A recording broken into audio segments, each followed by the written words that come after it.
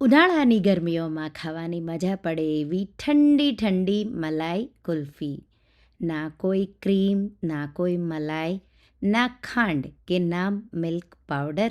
દૂધ વાપરી એકદમ સિમ્પલ રીતે બનાવીશું અને એટલી ટેસ્ટી સાથે હેલ્ધી પણ એટલી બનશે કે તમે આ કુલ્ફી વારંવાર બનાવી પૂરો ઉનાળો ખાશો અને બાળકોને તો એટલી મજા પડી જશે કે તમારા પાસે રોજ માંગે એવી આ કુલ્ફી છે. હેલો ફ્રેન્ડ્સ, તમારું સ્વાગત છે મારા કિચનમાં. જો તમને મલાઈ કુલ્ફી ભાવતી હોય અને બહારથી તમે ખાતા હોય, ઘરે આ રીતે તમે ટ્રાય કરજો, બહારની ભૂલી જશો. બહારની કુલ્ફીમાં શું વાપર્યું હોય એ આપણને ખબર નહીં હોય, એટલા માટે ઘરે ખાંડ વાપર્યા વગર એકદમ સરળ રીતે જો આ રીતે એકવાર કુલ્ફી બનાવી લીધી તો તમે બહારની ભૂલી જશો. અને જો તમને મારી રેસિપીઓ ગમતી હોય અને હજુ સુધી ચેનલને સબસ્ક્રાઈબ ન કર્યું હોય તો સબસ્ક્રાઈબ કરજો અને બાજુમાં આપેલી ઘંટી દબાવજો એટલે નવી નવી રેસિપીના નોટિફિકેશન આવે. આ રેસિપીથી તમારી પાસે જો મોલ્ડ હોય તો 8 જેટલી કુલ્ફી બનાવી શકો. હું એને 2 રીતે સેટ કરવાની રીત છે, પણ જો તમે પ્રોપર આ રીતે જશો તો 8 જેટલી કુલ્ફી બનશે. સૌથી પહેલાં મિક્સર જારમાં 1 ટેબલસ્પૂન જેટલા પિસ્તા, લગભગ 10થી 15 જેટલા નાના છે એટલે મેં વધારે લીધા, 10 જેટલી બદામ, 10 જેટલા કાજુ અને 3 એલચીના દાણા મેં ઉમેર્યા અને આવો એનો પાવડર કરી લીધો. આપણે સાઈડમાં મૂકીશું. હવે કડાઈમાં મેં અહીંયા 1.5 લીટર દૂધ લીધું છે. દૂધને આપણે અડધું થાય ત્યાં સુધી ઉકાળવાનું છે. અહીંયા લો ફેટમાં તમારે કુલ્ફી બનાવવી હોય તો ગાયનું દૂધ લેવાનું છે, નહીં તો બફેલો મિલ્ક લેવાનું. અહીંયા મેં ગાયનું 1.5 લીટર દૂધ અડધું થયું ત્યાં સુધી મેં ગેસની ફ્લેમ મીડિયમ રાખી ઉકાળ્યું, વચ્ચે વચ્ચે એને ચલાવતા રહેવાનું. આ રીતે હવે અડધું થઈ જાય એટલે કાજુ, બદામ, પિસ્તા અને એલચીનો જે પાવડર બનાવ્યો એ ઉમેરીશું. એનાથી ઇન્સ્ટન્ટ એવી થિકનેસ સાથે મલાઈદાર ક્રીમી એવું મિશ્રણ થઈ જશે. અને હવે આપણે એને 5 મિનિટ જેવું સ્લો ફ્લેમ પર બીજા ગેસ પર થવા દઈશું. ત્યાં સુધીમાં આપણે એક પેન લઈ લઈશું અને એમાં અડધો કપ જેટલી મેં સાકર લીધી છે. સાકરને તમારે થોડી ક્રશ કરવાની છે અને પછી આ રીતે એને પેનમાં ફેલાવી દેવાની. ગેસની ફ્લેમ લો રાખવાની અને 3-4 મિનિટ જેવું તમારે એને થવા દેવાનું છે. તો આ રીતે 3થી 4 મિનિટ જેવું લો ફ્લેમ પર તમે એને થવા દેશો એટલે ગરમીના લીધે થઈને ગરમ થશે પેન, એટલે સાકર આ રીતે જાતે જ પીગળવા લાગશે. માત્ર પીગળે એટલું જ તમારે એને ગરમ કરવાનું છે. મોટા ટુકડા હોય એને વધારે વાર લાગે, એટલા માટે તમારે થોડી સાકરને ખાંડીને કે મિક્સરમાં થોડી અધકચરી એવી દળીને જ ઉમેરવાની. આ રીતે હવે તમે જોઈ શકો છો સાકર પીગળી ગઈ છે. ગેસની આંચ બંધ કરી દઈશું. ધ્યાન રાખવાનું છે, એકવાર પીગળવાનું સ્ટાર્ટ થાય એટલે ચલાવતું રહેવાનું, નહીં તો બળી જશે. ડાર્ક કલર નહીં થવા દેવાનો, નહીં તો કુલ્ફીમાં કડવો ટેસ્ટ આવશે.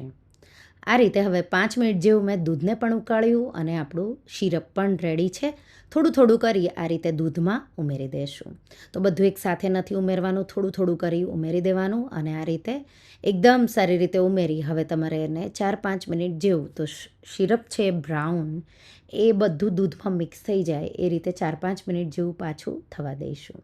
આ રીતે કલર બ્રાઉન જેવો થઈ જશે. હવે ગેસની આંચ બંધ કરી મિશ્રણને એકદમ ઠંડુ થવા દેશું. જેમ ઠંડુ થશે એટલે એકદમ થીક એવું થશે. તો બોલમાં કાઢી મેં એને ઠંડુ કર્યું અને ઠંડુ થઈ જાય પછી તમે જોઈ શકો એકદમ પરફેક્ટ એવું રેડી થઈ ગયું. આ રીતે કોઈ ડબ્બામાં જો તમારે એને કટ કરીને કુલ્ફી બનાવવી હોય તો, નહીં તો પછી આ રીતે કોઈ પેપર કપ હોય એમાં તમારે કુલ્ફીનું મિશ્રણ આ રીતે બધું ઉમેરી દેવાનું. થોડું મેં ડબ્બામાં ઉમેર્યું અને થોડું મેં આ રીતે પેપર કપમાં ઉમેર્યું. હવે પૂરી રાત માટે તો અહીંયા મેં ફોઇલ પેપરથી એને કવર કર્યું છે અને ડબ્બાને ઢાંકણથી બંધ કર્યું છે. આપણે એને સેટ થવા માટે ડીપ ફ્રીઝમાં મૂકી દઈશું. આ રીતે પહેલાં આપણે પેપર કપવાળી કુલ્ફી આ રીતે ખોલીશું. એકદમ પરફેક્ટ એવી સેટ થઈ ગઈ અને તરત જ આપણે એના પીસીસ કરીશું. રાઉન્ડ કટ આ રીતે કરવાના. તમે જો નાનો ડબ્બો લ્યો તો એમાં પણ આ રીતે રોલ કટ કુલ્ફી રેડી થશે. કુલ્ફીને તરત જ સર્વ કરવાની. તો જ્યારે પણ હવે ખાવી હોય ત્યારે જ તમારે એને સર્વ કરવાની છે. ઉપર પિસ્તા અને બદામથી તમારે એને ગાર્નિશ કરી દેવાનું અને સર્વ કરવાનું. તો આ બહુ ઇઝી એવી પેપર કપમાં મેં ડબ્બામાં પણ સ્ટીક આ રીતે 4 ઉમેરી અને એમાં પણ મેં સેટ કરી છે. તો તમારે જો સ્ટીકવાળી કુલ્ફી ખાવી હોય નાના નાના પેપર કપમાં પણ તમે સેટ કરી શકો. આ રીતે તૈયાર છે. ગરમીના લીધે થઈને બહુ જલ્દીથી પીગળી જાય.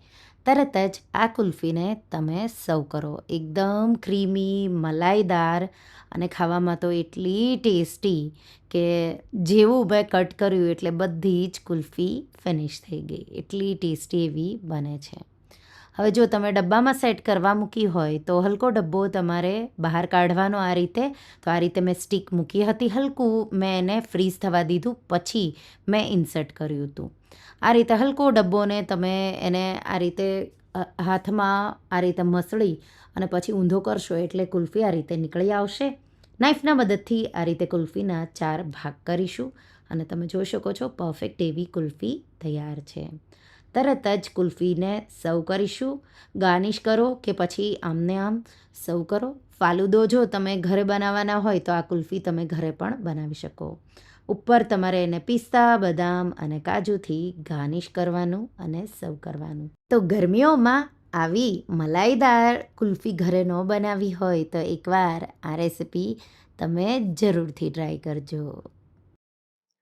તો તમને આ મલાઈ કુલ્ફીની રેસિપી કેવી લાગી મને કમેન્ટમાં જરૂરથી જણાવજો. અને હા, જો રેસિપી ગમી હોય તો વિડીયોને લાઈક કરજો, શેર કરજો અને મારા ચેનલને સબસ્ક્રાઈબ કરજો. અને આવી જ નવી રેસિપીઓ માટે તમે બેલ આઇકોન બટનને પ્રેસ કરજો. Thank you for watching.